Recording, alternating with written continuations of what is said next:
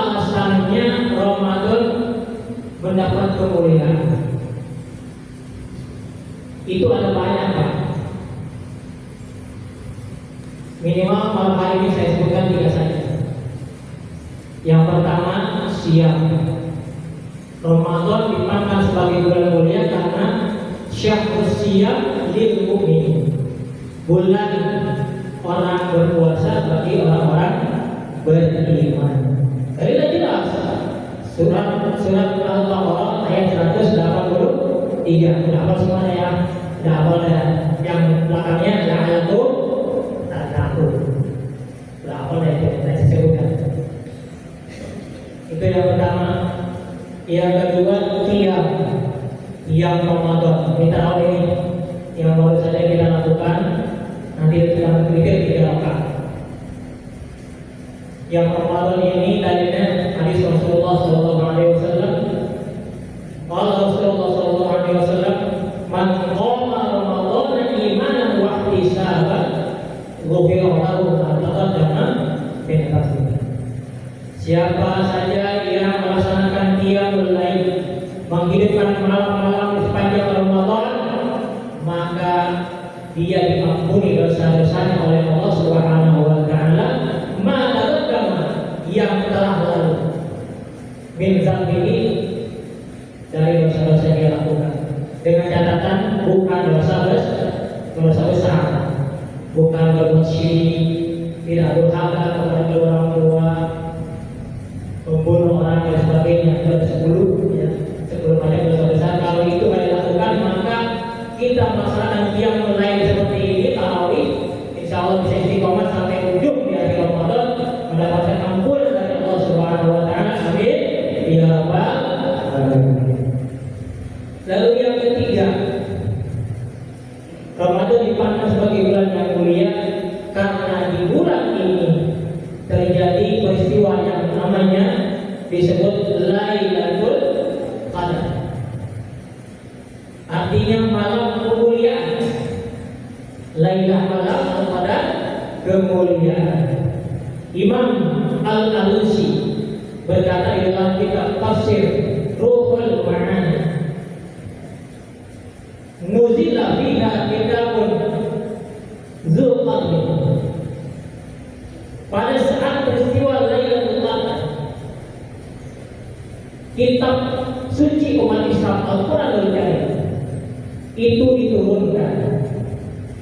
Kitab yang memiliki kemuliaan biwasitati malaikat sifatnya, dengan perantara malaikat yang memiliki kemuliaan. Siapa dia? Jibril alaihissalam. Ala rasuli ziqatin, diturunkan kepada Rasul yang memiliki kemuliaan. Li ummati zati qadri, karena umat Nabi Muhammad yang memiliki kemuliaan. Ini kita kiranya semua ini mudah-mudahan diaku sebagai umat Rasulullah SAW dari dunia ila dari akhirat. Amin ya rabbal alamin. Nah itu kata Imam Al-Alusi dalam tafsirnya. Lalu Al-Quran yang kita baca tiap hari, baca apa Pak di rumah? Baca dua hadis. Ada yang batal? Bu? Ada yang batal Bu? Ada yang batal? Jika ada yang batal, alhamdulillah kalau ada yang batal ya. Usahakan batal membaca Quran di bulan Ramadan. Imam Syafi'i itu beliau batal Al-Quran di bulan Ramadan itu 60 kali batal. Masya Allah. Itu udah masalah. Amalnya luar biasa. Makin kesini, makin kendor. Ini aja saatnya makin maju, alhamdulillah ya. Makin maju nih saatnya. Saking semuanya jadi maju saatnya. Ya alhamdulillah. Ya. Al-Quran yang kita baca 6.666 ayat, 30 juz, 114 surat. Itu diturunkan dari Lauhul Mahfuz ke langit dunia. Menurut Syekh Sayyid Tontowi, beliau guru besar Al-Azhar Mesir, dalam sebuah kitab tafsirnya beliau berpendapat bahwa Al-Quran itu diturunkan dua kali dua tahap. Yang pertama dari Lauhul Mahfuz sampai ke langit dunia, seluruhnya diturunkan di situ. Kemudian tahap kedua dari langit ke dunia diturunkan kepada Nabi Muhammad berangsur-angsur selama 23 tahun. Nah, yang kita baca itu tulisannya sudah dalam versi yang modern. Karena yang di zaman Rasulullah tulisannya belum ada titik, belum ada syakal harokat, ya tulisan huruf juga masih botak-botak begitu, bisa-bisa hurufnya susah kita bacanya, ya. Nah, yang sekarang kita baca itu versi Mushaf Utsmani, tulisannya enak dibaca, khotnya khot asli, ya standar dengan Mushaf internasional. Nggak sembarang Al-Quran itu ada ilmunya, namanya ilmu rosem, ya. Ilmu kaidah dalam menulis huruf Arab, nggak sembarangan. Nah, itu menurut Profesor Said Syekh At-Tontowi. Kemudian apa sih Al-Quran itu selain definisi? Wal kitabu al-mu'jiz al-munazzal 'ala Nabi sallallahu alaihi wasallam al-maktub fil masahif al-manqul 'alaihi tawatur al-muta'abbad bi tilawati.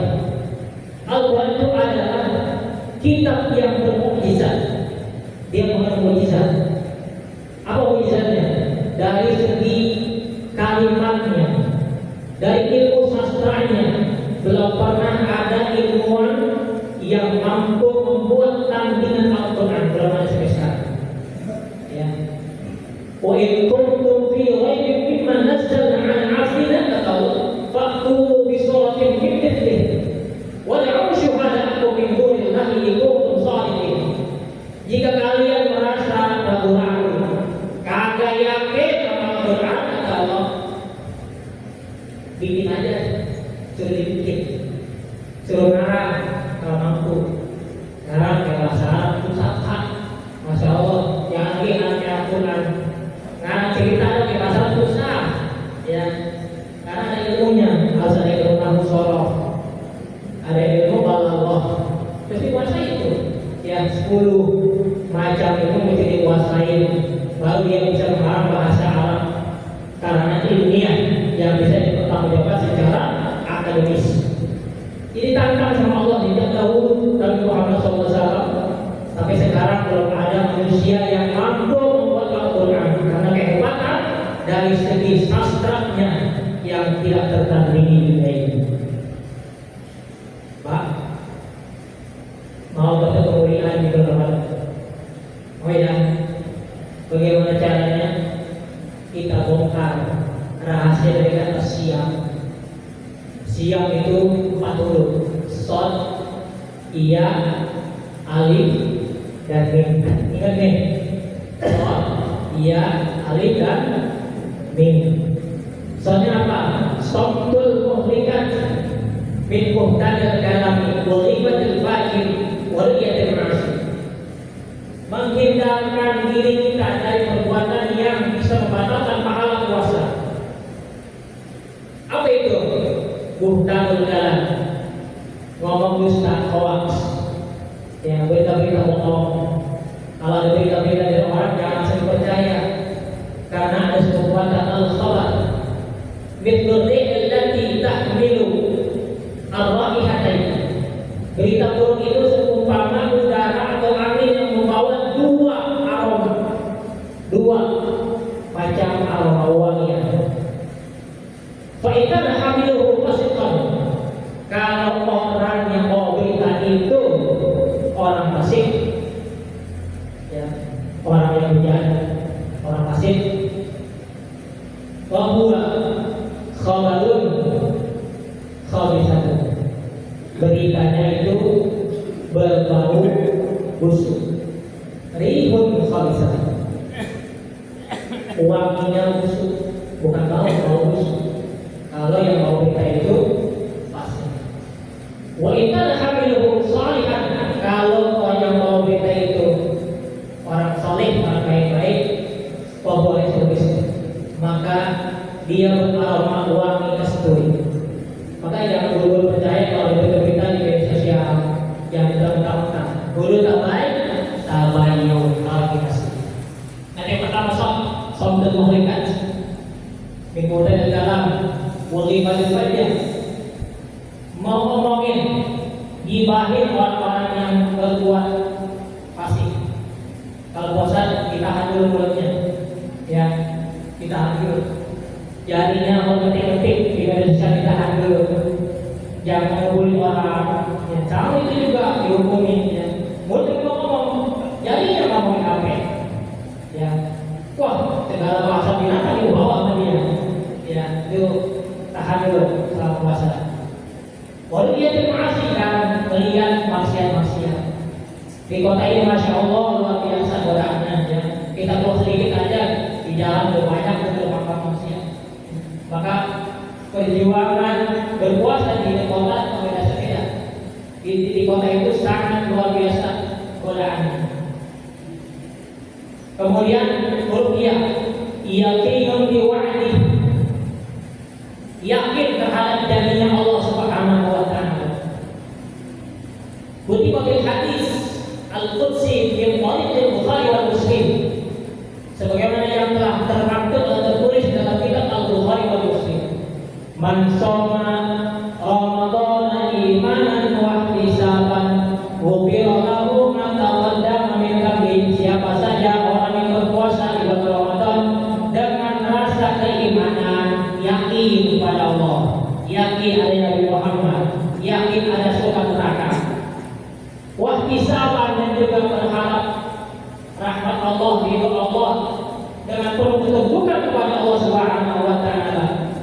Ghufira lahu ma taqaddama min dhanbihi, maka dosanya diampuni oleh Allah Subhanahu wa taala. Amin ya rabbal alamin. Yang ketiga, huruf alif, imsakul muftirat, menahan dari hal-hal yang membatalkan puasa. Bil akli wasyuki, dengan makan dan minum. Wal jima'i bil amdi, dan hubungan seksual di siang hari. Yang terakhir, ma'rifatul ilahi, mengenal Allah Subhanahu wa taala. Ma'rifatul sifat, mengenal sifat Allah Subhanahu wa taala, bahwa Dia adalah Al-Ahad As-Samad, yang tidak butuh makan. La yahtajul ila yalqutil fanain. Allah Subhanahu wa taala tidak butuh makan, tidak butuh minum. Nah, itulah kenapa rahasianya kalau orang makan di sehari karena kita lagi dilatih niru pekerjaan malaikat. Jadi kita disuruh belajar sama Allah, belajar bagaimana malaikat juga makan dan minum. Ya. Banyak niru siapa? Niru pekerjaan Allah. Allah nggak butuh makan dan minum. Maka kalau sudah naik dengan ibadah puasa ini, level muttaqin sesuai dengan harapan Allah Subhanahu wa taala, la'allakum tattaqun, insyaallah dia lebih mulia daripada malaikat. Itu saja yang bisa saya sampaikan pada kesempatan malam hari ini.